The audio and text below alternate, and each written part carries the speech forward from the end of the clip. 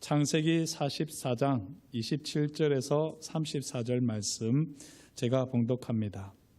하나님의 말씀을 경청하여 주십시오. 주의 종 우리 아버지가 우리에게 이르되 너희도 알거니와 내 아내가 내게 두 아들을 낳았으나 하나는 내게서 나갔으므로 내가 말하기를 틀림없이 찢겨 죽었다 하고 내가 지금까지 그를 보지 못하거늘 너희가 이 아이도 내게서 데려가려 하니 만일 제 애가 그 몸에 미치면 나의 흰머리를 슬퍼하며 소홀로 내려가게 하리라 하니 아버지의 생명과 아이의 생명이 서로 하나로 묶여 있거늘 이제 내가 주의 종 우리 아버지에게 돌아갈 때에 아이가 우리와 함께 가지 아니하면 아버지가 아이의 없음을 보고 죽으리니 이같이 되면 종들이 주의 종 우리 아버지가 흰머리로 슬퍼하며 수월로 내려가게 함이니이다. 주의 종이 내 아버지에게 아이를 담보하기를 내가 이를 아버지께로 데리고 돌아오지 아니하면 영영이 아버지께 죄짐을 지리이다 하였사오니 이제 주의 종으로 그 아이를 대신하여 머물러 있어 내 주의 종이 되게 하시고 그 아이는 그의 형제들과 함께 올려보내소서. 그 아이가 나와 함께 가지 아니하면 내가 어찌 내 아버지에게로 올라갈 수 있으리까? 두렵건대 제 애가 내 아버지에게 미침을 보리이다. 아멘. 이 시간 말씀을 위해서 잠시 기도하겠습니다. 하나님 아버지, 세상에 속한 모든 것들을 십자가 앞에 내어놓고 오직 주님의 말씀으로 우리를 채우기를 원합니다. 세상을 새하얀 눈으로 덮듯이 주님의 말씀으로 우리를 덮어주시고 주의 보혈로 우리를 덮어주셔서 우리의 연약한 모습, 부끄러운 모습들은 다 십자가로 감추어 주시고 다시 한번 주님의 말씀으로 일어서는 복된 시간 되게 하여 주옵소서. 부족한 사람의 죄와 허물들도 주의 보혈로 덮어주시고 오롯이 주님의 뜻과 영광만이 선포되어지는 복된 시간 되게 하실 것을 인하여 감사드리오며 예수님의 이름으로 기도드립니다. 아멘. 18세기에 탁월한 설교가요 신학자였던 아키발드 알렉산드라고 하는 분이 쓰신 책이 있습니다. 우리나라 말로는 영적 체험, 회심에서 임종까지라고 하는 책인데요. 이 책 23장까지 되어 있는데 이 말미에 있는 22장을 보면 죽음을 위한 준비라고 하는 장입니다. 여기에 죽음과 그 이후의 삶에 대해서 자세히 설명을 하고 있습니다. 단락마다 제목을 붙여 놓았는데요. 그 제목들만 이렇게 정리를 해도 참 나름대로 큰 은혜가 되고 도움이 됩니다. 죽음과 그 이후의 삶에 대해서 우리가 잘 모르는데 이 제목들을 보시면 이렇습니다. 피할 수도 연습할 수도 없는 죽음이라는 전쟁. 그렇죠? 죽음은 우리가 피할 수도 없고 연습할 수도 없습니다. 단 한 번뿐인데요. 정말 이 전쟁은 제대가 없는 죽음은 제대가 없는 전쟁이다. 이렇게 말할 정도로 우리를 늘 괴롭히는 것이다 할 수 있습니다. 그리고 이 땅에 머물면 주께서 맡기신 일 때문이다라고 이야기를 하고요. 그리고 열매가 많은 늙은이는 얼마나 아름다운가라고 또 풀어내고 있습니다. 계속해서 임종의 성도 원수가 공략하지만 주께서도 대응한다라고 이야기하고요. 이 장막 떠날 때 영혼은 벗지 않고 덧입는다라고 말을 합니다. 그리고 임종자 옆에 기다리던 천사가 천국으로 호위한다라고 말을 하고요.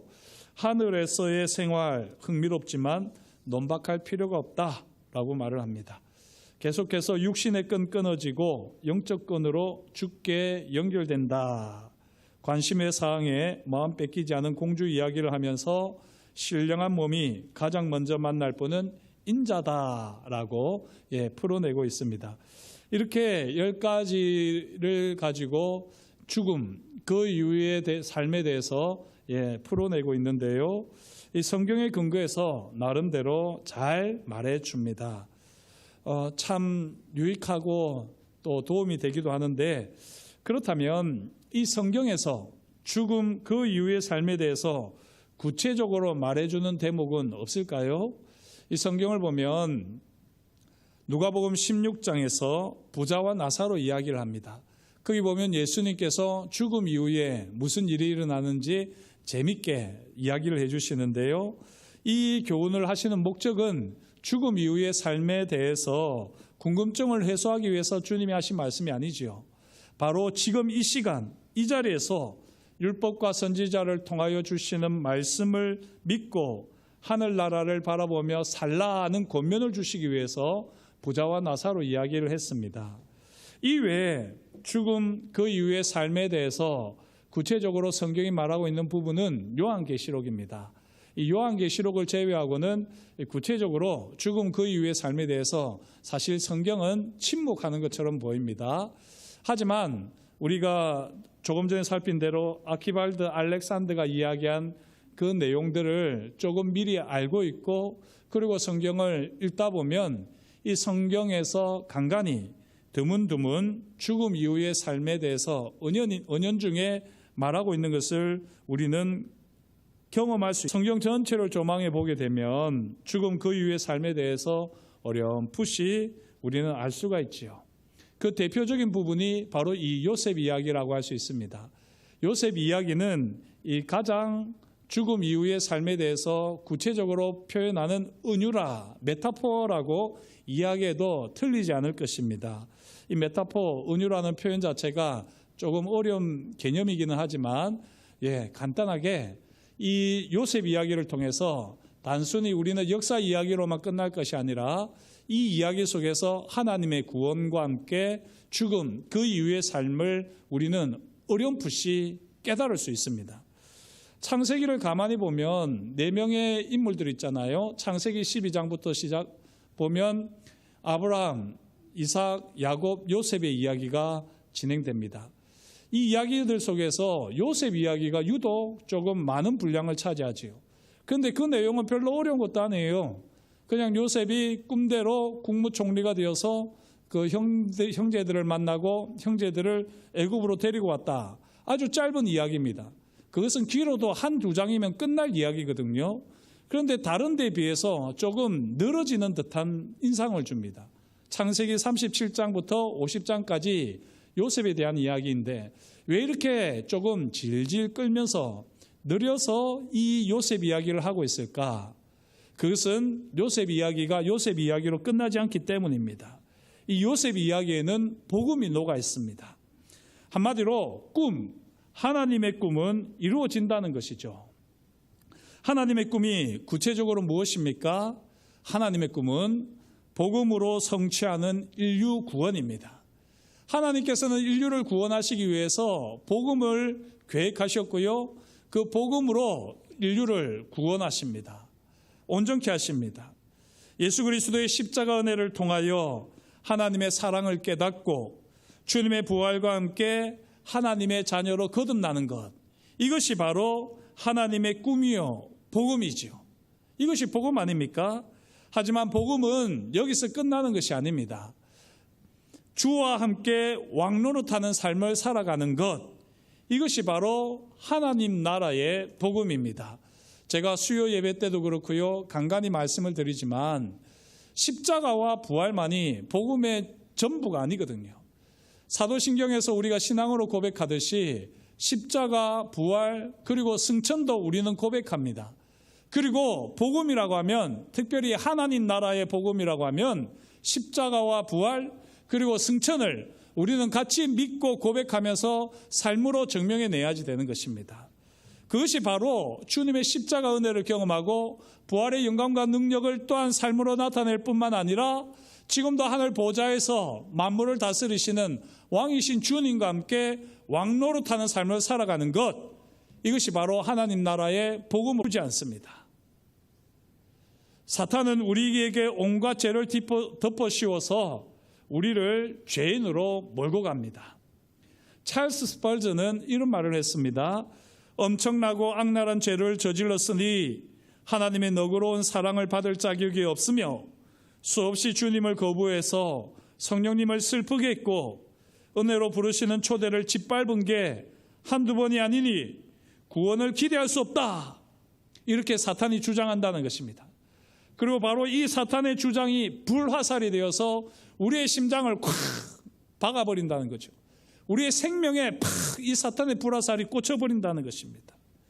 사탄은 진실을 가장해서 터무니없는 말로 우리를 구원받지 못할 죄인으로 몰아갑니다. 가만히 오늘 말씀을 보면요, 요셉이 종을 시켜서 은잔으로 막내 동생 베냐민에게 누명을 씌우지요. 이것이 바로 사탄이 쓰는 괴계입니다. 아버지와 아들의 생명과 생명으로 묶여있는 관계를 끊어버리려는 이 요셉이었습니다. 이 사탄의 관계도 이렇습니다.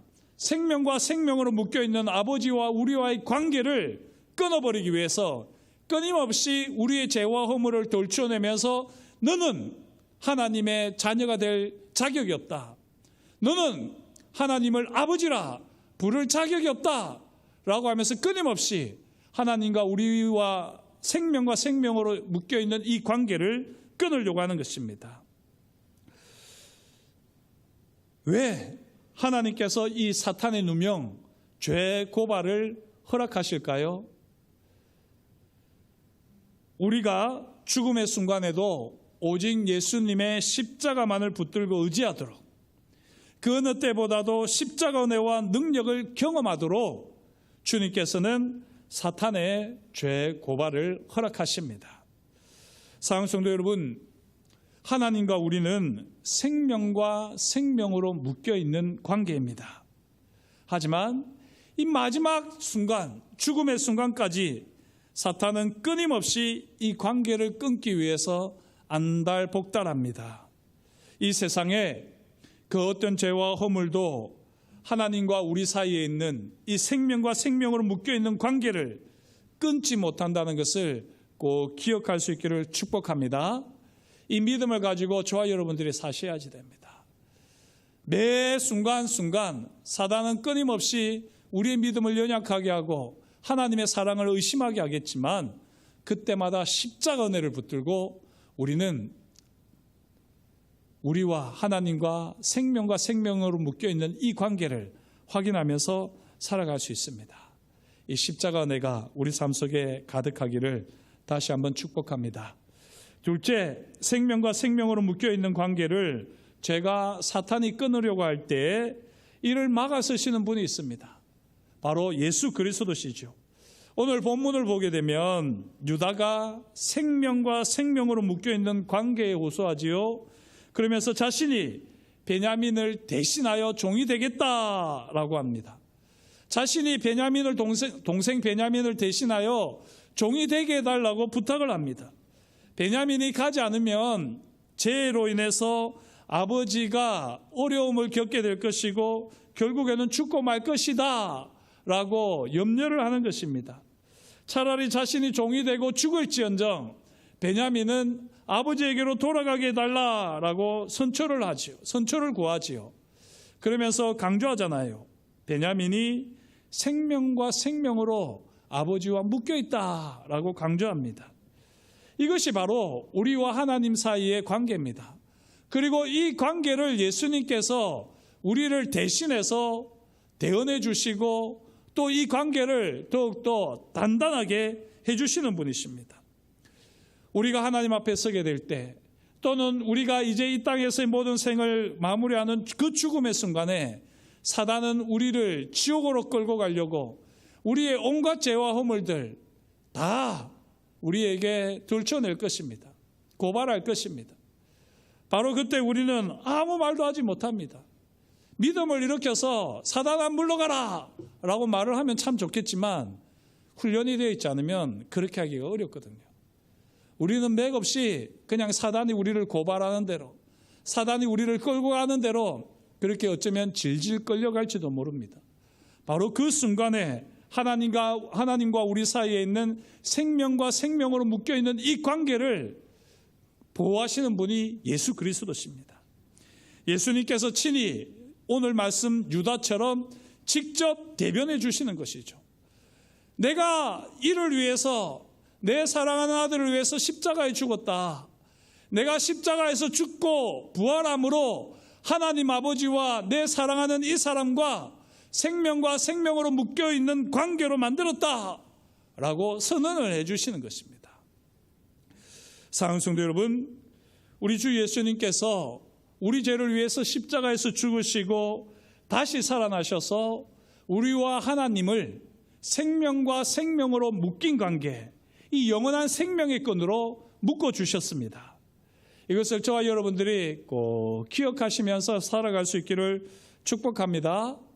죄와 허물로 인하여서 우리는 늘 고발을 당할 수밖에 없습니다. 네가 그런 모습으로 어떻게 찬양팀으로 썼느냐? 네가 어떻게 그렇게 부끄러운 일을 많이 행했는데 설교를 하고 기도를 하느냐?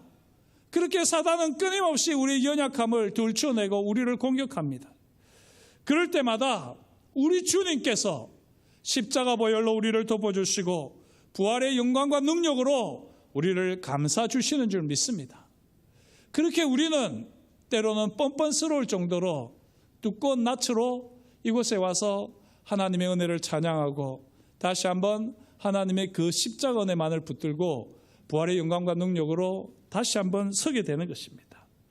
저와 여러분들이 하나님과 우리 사이에 있는 이 생명과 생명으로 묶인 관계, 이 영원한 생명의 끈을 더욱더 구체적으로 확실하게 경험하는 삶이 되시기를 주의 이름으로 축복합니다. 이 말씀을 준비하면서요, 제가 묵상을 했는데 하나님께서 제게 그런 이 거룩한 상상을 하게 해주셨습니다. 사실 우리는 예수 그리스도를 주로 고백했을 때 생명과 생명으로 묶인 관계거든요, 하나님과. 그래서 우리에게는 영원한 생명의 끈이 있습니다. 그런데 이 끈이 느슨하게 여겨지기도 하고 잘 보이지도 않으니까 오히려 우리가 세상의 유혹과 세상 속에서 죄를 지으면서 우리가 하나님과 끊어져 있는 상태로 살아가는 것처럼 보일 때도 있습니다. 또 사단은 그렇게 우리를 속이고 그렇게 우리와 하나님과의 관계를 끊으려고 합니다. 그런데 그때 주님의 십자가 보혈이 우리에게 탁 덮어지는 순간 보이지 않던 그 끈이, 영원한 생명의 끈이 빨갛게 보이는 것이죠. 평소에는 하나님과 우리 사이에 그 생명의, 영원한 생명의 끈이 보이지 않는 것 같은데 부활의 영광이 우리에게 햇살처럼 확 내려오게 되면 그 투명했던 끈이 밝게 빛나는 이런 거룩한 상상을 해봅니다. 참 재밌는 상상 아닙니까? 그런데 정말 그런 것 같아요. 우리가 평소에는 세상 염려와 세상의 욕망에 사로잡혀서 하나님과 우리 사이를 묶고 있는 영원한 생명의 끈을 제대로 인식하지 못하고 우리 마음대로 사는 것 같지만, 그럴 때라도 우리가 십자가 보혈을 힘입어서 내 삶의 자리에 십자가 보혈로 덮어주십시오 라고 기도할 때에 주님의 보혈이 영원한 생명의 끈을 밝히 보여주실 것입니다. 부활의 영광이 그 연약해 보이는 아주 얇은 그 영원한 생명의 끈을 선명하게 보여주실 줄 믿습니다. 십자가 은혜, 부활의 영광과 능력을 더 구체적으로 풍성하게 경험하는 저와 여러분이 될 수 있기를 주의 이름으로 축복합니다. 세 번째, 예수 그리스도께서 친히 우리를 대변하실 때 모두가 더 이상 아무 말도 하지 못하고 하나님께서는 주와 함께 눈물을 흘리시며 감격하실 겁니다. 이걸 우리는 이 요셉 이야기에서 알 수 있습니다. 형 유다가 변명과 간청을 늘어놓지 않습니까? 아버지와 베냐민, 이 아이는 생명과 생명으로 묶인 관계다. 그래서 이 아이는 반드시 가야지 됩니다. 차라리 나를 종으로 삼으십시오. 이 아이를 대신해서 내가 종이 되겠습니다. 이 아이가 죽어야 된다면 이 아이를 대신해서 내가 죽겠습니다 라고 하면서 유다가 눈물로 호소하게 되죠. 그때 요셉이 어떻게 합니까? 더 이상 그걸 참지 못하는 겁니다. 그리고는 방으로 들어가서 펑펑 울지요.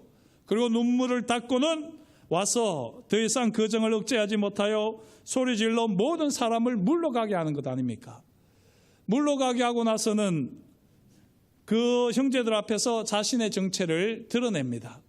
저는 이것도 우리가 마지막 죽음 이후에 경험할 이 신령한 은혜라고 여겨집니다. 우리를 대변하시는 영광의 왕 예수님께서도 우리를 정죄하고 고소하는 사탄과 그 무리들을 우리 앞에서 다 쫓아내 주실 것입니다. 그리고는 친히 눈물로, 기쁨의 눈물로 우리를 맞아주시고 끌어안아 주시면서 잘 왔다. 네가 세상에서 수고하고 애썼다.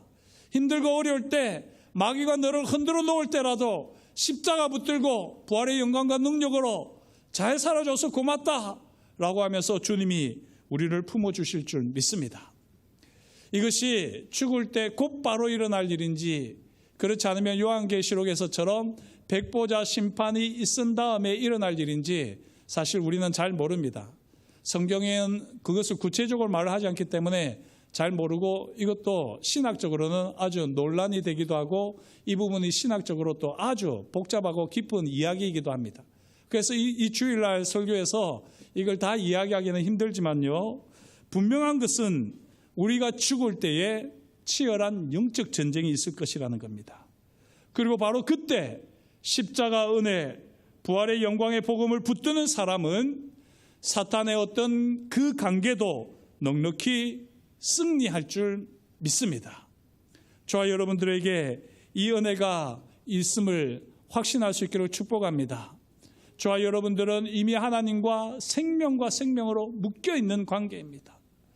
우리 주님께서 우리를 위하여 십자가에서 죽으셨을 때, 그리고 사망 권세를 깨뜨리시고 다시 부활하셔서 그 부활의 영광으로 우리를 덧입혀 주실 때에 우리는 하나님의 자녀가 되는 권세를 가지고 이 땅에서 죄의 유혹을 이기고, 또한 사망의 권세를 우리가 두려워하지 않으며 주와 함께 왕노릇하는 복음의 삶을 살아내게 되는 것입니다. 저와 여러분들이 이 복음의 사람으로 날마다 하나님 앞에 서시기를 주의 이름으로 축복합니다. 사랑하는 성도 여러분, 죽음 그 위의 삶에 대해서 저와 여러분들이 지식을 가져야 됩니다. 사실 구체적으로 성경이 이야기하지 않기 때문에 모른다라고 말을 할 수가 없어요. 그래서 성경은 구체적으로 자세히 읽으셔야지 됩니다. 읽고 또 읽으셔야지 됩니다. 죽음 그 위의 삶을 성경이 우리에게 밝히 보여주기까지, 천국 소망이 나를 붙들 때까지 하나님 아버지와 우리 사이에 생명과 생명을 묶어주는 그 영원한 생명의 끈을 확실하게 경험하기까지 저와 여러분들은 하나님의 말씀을 붙들고 계속해서 하나님의 말씀을 연구해야지 됩니다. 그럴 때에 저와 여러분들은 십자가 은혜를 더욱 확실하게 경험하고 부활의 영광과 능력을 더 선명하게 구체적으로 경험하는 은혜가 있을 것입니다. 십자가는 천국문의 열쇠이고요, 부활은 천국 백성이 누리는 영광입니다. 날마다 십자가 은혜와 부활의 영광과 능력으로 승리하는 복음의 사람이 되시기를 다시 한번 주의 이름으로 축복합니다. 이 교회의 역사를 보시면요, 성경 다음으로 가장 소중한 책이라고 일컬어지는 게 있습니다. 뭔지 혹시 아십니까? 성경책 다음으로 교회사에서 가장 소중한 책으로 여겨지는 것은 바로 존 버년의 철로역정이라고 하는 책입니다. 주인공 크리스찬이 멸망의 도시를 떠나서 천국으로 가는 여정을 그린 이야기인데요, 그것은 꿈입니다. 꿈. 이 철로역정의 마지막 대목을 제가 여러분에게 소개하려고 합니다. 자, 그 마지막 대목을 소개하기 전에 이 그림을 한번 보십시오. 이 그림을 보시면 제목이 지옥으로 끌려가는 무지라고 되어 있죠. 마침 천국으로 올라가는 것 같지만 묶여 있습니다. 남자가 사내가 묶여 있는데 바로 무지라는 겁니다. 무지. 알지 못한다는 것이죠. 이 무지가 왜 지옥으로 끌려가는지 아십니까? 천국문에 이르렀습니다. 하지만 너에게 정명서가 있느냐? 정명서를 보이라고 합니다. 그때 이 무지가 정명서요? 그런 거 나는 모르는데요? 그렇게 했을 때 하나님께서 어떻게 하셨느냐? 이게 철로역정의 마지막 부분입니다. 제가 한번 그대로 읽을게요. 눈으로 따라오시면 좋겠습니다. 새로운 순례자가 도착했다는 소식이 전해졌지만 무지입니다. 왕은 내려가 보지 않았다. 대신 그리스도와 소망을 안내했던 두 천사에게 나가서 무지를 단단히 결박하라고 명령했다. 빛나는 옷을 입은 이들은 무지를 데리고 호궁을 가르며 지난날 산자락에서 보았던 문으로 날아가 그 속으로 집어던졌다. 가만히 보니 멸망의 도시뿐만 아니라 하늘나라의 문에도 곧장 지옥으로 이어지는 통로가 있었다. 순간 퍼뜩 잠에서 깼다. 모두가 한바탕 꿈이었다. 이게 철로역정의 마지막 부분입니다. 철로역정은 크리스찬이 멸망의 도시를 떠나서 영원한 천국으로 들어가는 아주 감동적인 이야기, 해피엔딩으로 끝날 것 같은데요, 마지막은 이렇게 비참하게 끝이 나고 있습니다. 경고로 끝이 나고 있습니다. 너희도 무지하면 천국 문 앞에서 지옥으로 직행할 수도 있다는 거죠. 사랑하는 성도 여러분, 우리에게는 지식이 있어야지 됩니다. 천국 문을 관통해 들어갈 수 있는 증명서가 필요합니다. 그게 무엇일까요? 무지에게 없었던 지식, 그게 무엇일까요? 그건 바로 영생입니다. 영생. 요한복음 17장 3절, 예수님께서 직접 기도하시며 고백했던 말씀입니다. 요한복음 17장 3절, 영생은 곧 유일하신 참 하나님과 그가 보내신 자 예수 그리스도를 아는 것이니이다. 이렇게 되어 있습니다. 영생은 다른 것이 아니라 하나님 아버지께서 유일하시고 그 유일하신 하나님께서 우리를 구원하시기 위해서 예수 그리스도를 보내셨다는 것을 아는 것입니다. 이게 바로 영생입니다. 영생은 다른 것이 아니라 예수 그리스도의 십자가 은혜를 알고 부활의 영광과 능력을 아는 것입니다. 이거는 머리로 알아야지 되고 가슴으로 알아야지 되고 삶으로 경험해서 알아야지 되는 겁니다.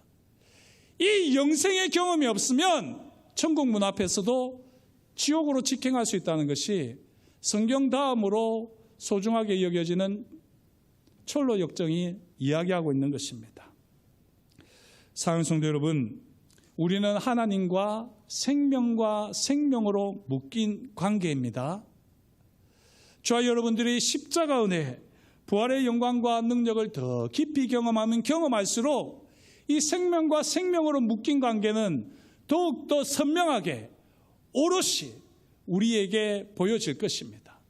그리고 다른 사람들도 이걸 보게 될 것이고 사단도 기어이 끊으려고 하면 끊으려고 할수록 더욱더 단단하게 공고하게 연결하고 있는 이 영원한 생명의 끈을 발견하게 될 것입니다. 저와 여러분들이 이 십자가 은혜, 부활의 영광과 능력을 늘 사모하시면서 더 깊이 경험하기를 구하시면서 주님, 오늘도 저와 함께 왕노릇해 주십시오. 제 스스로는 죄를 이길 수 없고 세상의 유혹을 감당할 수 없지만 왕이신 주님께서 저를 다스려 주시고 십자가 은혜와 부활의 영광과 능력으로 주와 함께 왕노릇하는 삶을 이 땅에서부터 살게 하여 주옵소서. 그렇게 우리가 기도하며 나아갈 때 우리에게는 하나님과 예수 그리스도를 아는 지식이 더욱더 풍성해질 줄 믿습니다. 이것이 영생을 누리는 복음의 사람들, 거룩한 예배자들의 삶입니다. 이 은혜를 저와 여러분들이 꼭 누릴 수 있기를 다시 한번 축복합니다. 이번 주에는 설날이 시작되지요. 설날은 어떤 면에서는 가장 치열한 영적 전쟁이 있는 날이기도 합니다. 이 설날에 제사를 드리니만이, 예배를 하니만이, 죽은 자에 대한 이야기부터 시작해서 복음에 대해서 시비를 거는 가족들도 만나게 될 것입니다. 그리고 또 나 스스로도 지금 이 일을 해야 되니만이 고민 속에 살아갈 것입니다. 그러나 오늘 이 말씀을 꼭 기억하십시오. 하나님과 우리는 생명과 생명으로 묶인 관계입니다. 이것이 느슨해 보이고 우리 눈에 보이지 않아서 내가 죄에 끌려가는 것 같고 내가 세상의 유혹에 그냥 파묻혀 지내는 것 같지만 그럴 때라도 우리가 십자가 은혜를 구하고 부활의 영광과 능력을 우리가 힘입어서 다시 한번 일어서게 될 때 그 부활의 영광이, 그 주님의 보혈이 영원한 생명의 끈을 밝히 보여주시고 힘을 내어서 주와 함께 왕노릇하는 우리로 하여금 믿음의 삶을 살도록 격려하시고 역사하실 줄 믿습니다. 이 복된 은혜를 경험하시는 이번 설 명절이 되시기를 주의 이름으로 축복합니다. 기도하시겠습니다. 하나님 아버지, 주님께서 오늘도 우리에게 말씀하여 주시니 감사합니다. 요셉 이야기를 통하여서 하나님, 우리가 죽음 그 이후의 삶에 대해서 다시 한번 알게 하시고 또 하나님 아버지 이 일을 위해서 무엇보다도 우리에게 필요한 것이 십자가 은혜, 부활의 영광과 능력이며 또 하나님 아버지 이 땅에서 주와 함께 왕노릇하는 삶임을 기억합니다. 하나님, 이번 설 명절에는 생명과 생명으로 묶여있는 이 관계를 더 잘 경험할 수 있도록 주께서 역사하여 주옵소서. 우리는 또 넘어지고 또 쓰러지고 실수하고 하나님의 영광을 가리는 자리에 있겠지만 그럴 때라도 다시 한번 십자가 보혈을 생각하며 부활의 영광과 능력을 힘입어서 하나님 앞에 예배자로 서는 은혜가 있게 하시고 왕이신 주님과 함께 죄를 다스리고 사망의 권세를 이기며 이 땅에서 하나님의 나라를 이루어가는 왕노릇하는 복음의 사람으로 든든히 서게 하여 주옵소서. 그렇게 일하실 하나님을 찬양하오며 예수님의 이름으로 기도드립니다. 아멘.